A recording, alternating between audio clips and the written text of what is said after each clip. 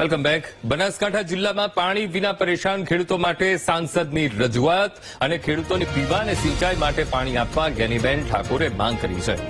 રાજ્ય સરકાર સમક્ષ સમયસર કેનાલમાં પાણી આપવા માટે અપીલ કરી. સરકારે જાહેરાત કરી પછી પાણી ન મળતા ખેડૂતોમાં રોષ છે. સાથે પણ થયું પાણીની જાહેરાત થતા ખેડૂતોએ ખર્ચ કરીને વાવેતર કરી દીધું છે. જો કેનાલમાં પાણી નહીં આવે તો ખેડૂતોને મોટું આર્થિક નુકસાન થશે. આ રજૂઆત તેમણે કરી. ઉદ્યોગપતિઓને 2 મહિના પાણી પર કાપ મૂકીને ખેડૂતોનો વિચાર કરી શકાય તેવી સલાહ પણ આપી. આશા છે કે ભૌગોલિક વિસ્તારને ધ્યાનમાં રાખી પાણીની વ્યવસ્થા થશે તેવી તેમણે આશા પણ વ્યક્ત કરી છે.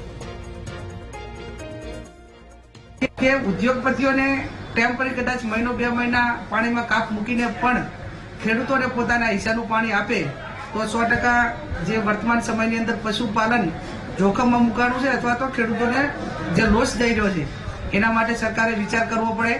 હું અપેક્ષા રાખું સરકાર પાસે કે સુજલામ સુફલામ હોય કે નર્મદા નેટવર્કથી જોડાયેલી જે કંઈ એની ભૌગોલિક સ્થિતિ પ્રમાણે જે વિસ્તાર નર્મદાના કમાન્ડ એરિયામાં આવે છે આ તમામને પાણી માટેની વ્યવસ્થા કરે અને કદાચ સરકાર એમાં ઊણી ઉતરશે તો આવનાર સમયની અંદર આ વિસ્તારનું પશુપાલન અને ખેડૂતો મોટા મુશ્કેલીમાં મુકાશે.